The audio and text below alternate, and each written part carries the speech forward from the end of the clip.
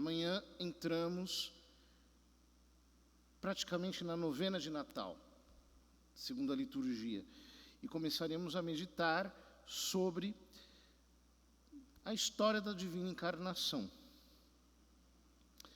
Hoje, a liturgia nos apresenta no Evangelho um dilema de autoridade. A discussão, a questão que se coloca aqui é: com que autoridade fazes estas coisas?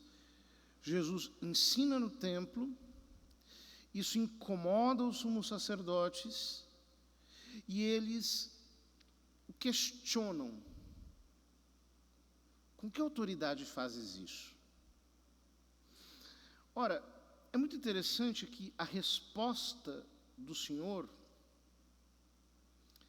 é como a resposta em geral dos judeus. Os judeus se diz que respondem sempre uma pergunta com outra pergunta.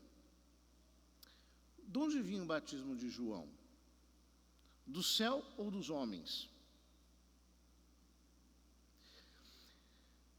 São Mateus diz, eles refletiam entre si: se dissermos do céu, ele nos dirá, por que não acreditastes nele?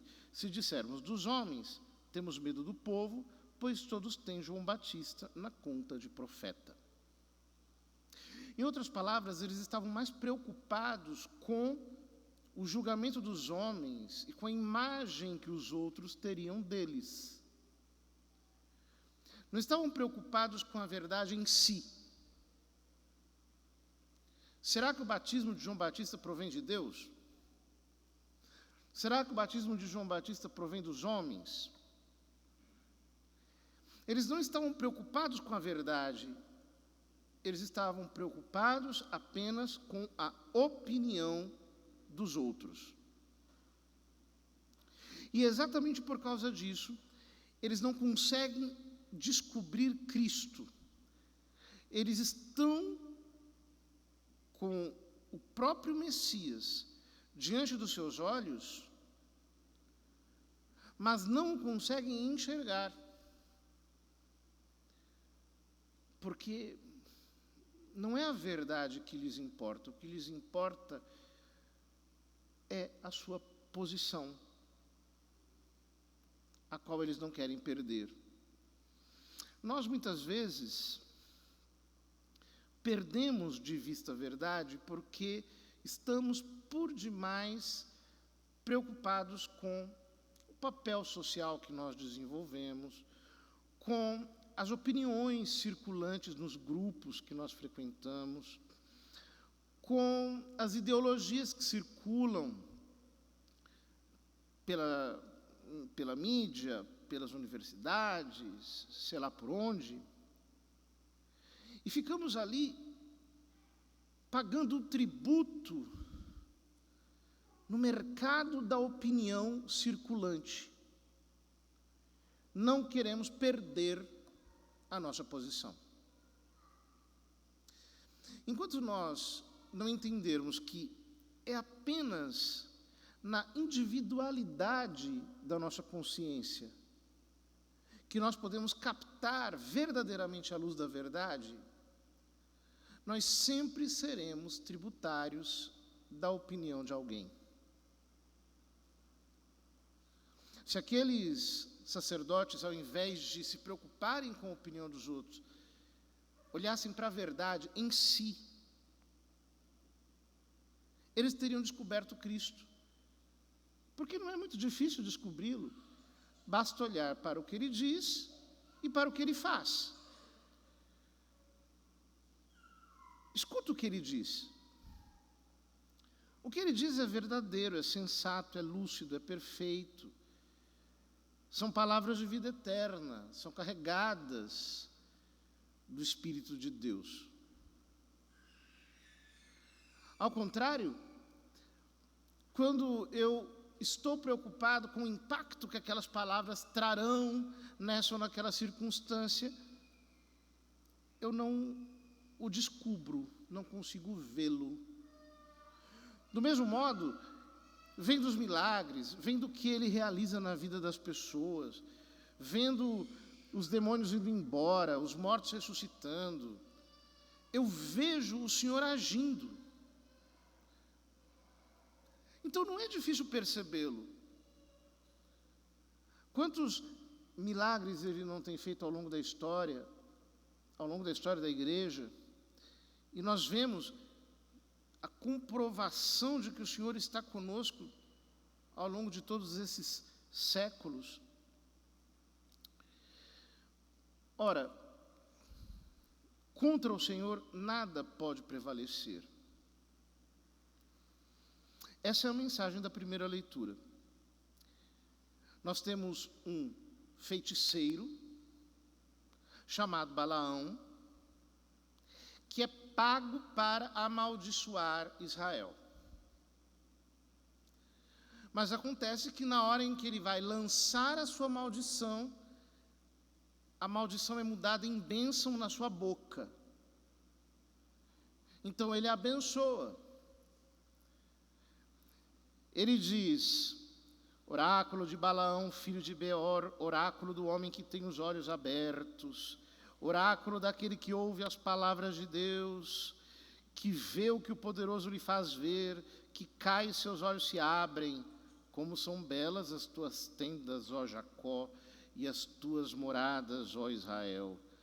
Elas se estendem como vales, como jardins ao longo de um rio, como aloés que o Senhor plantou, como cedros junto às águas.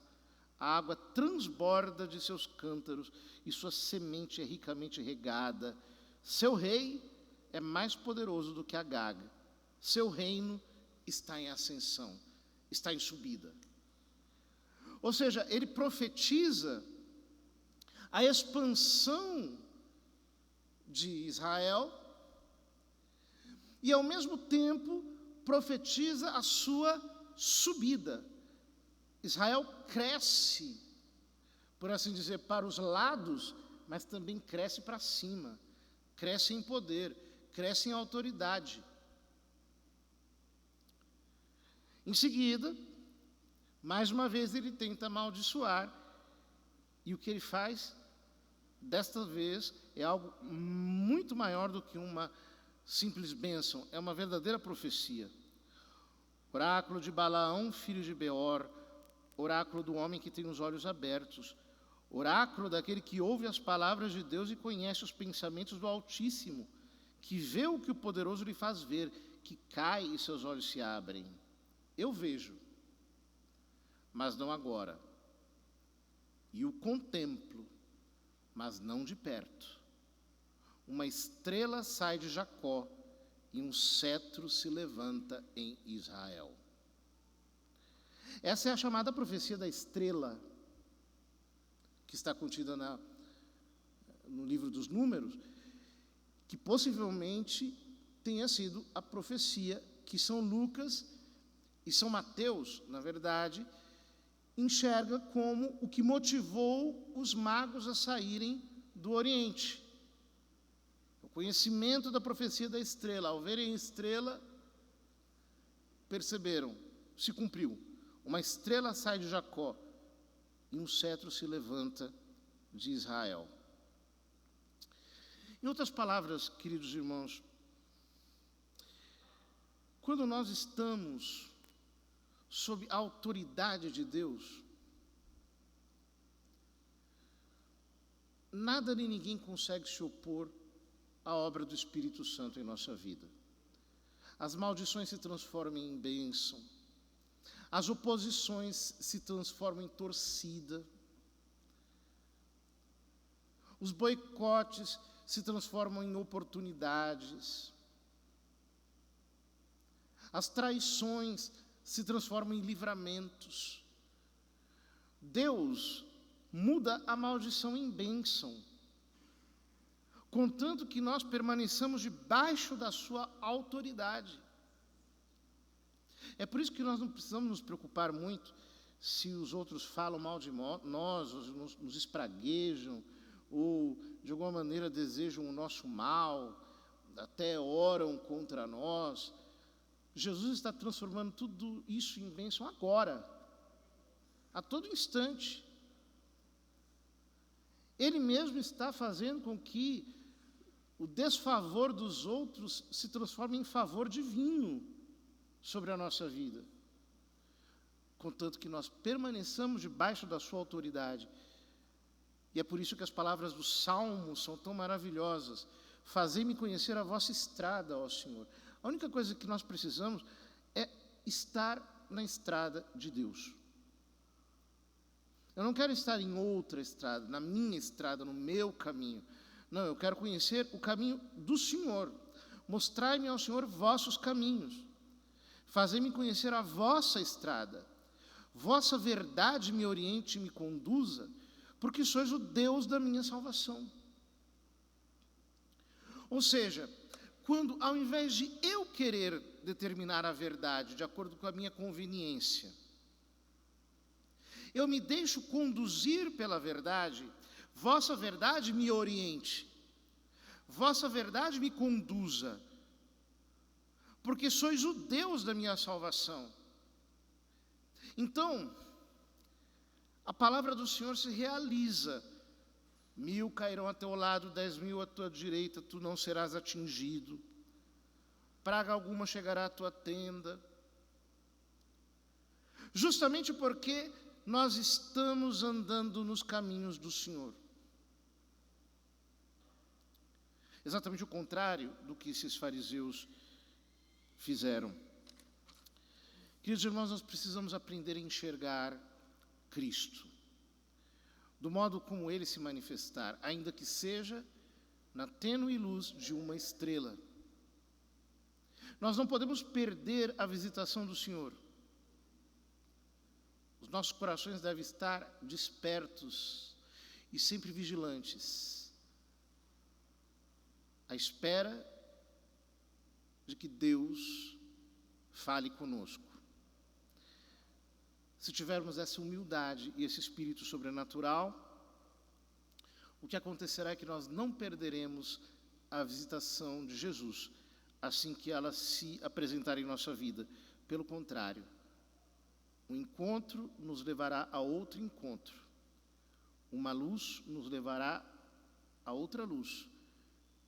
Como diz São João, da sua plenitude, nós recebemos graça sobre graça.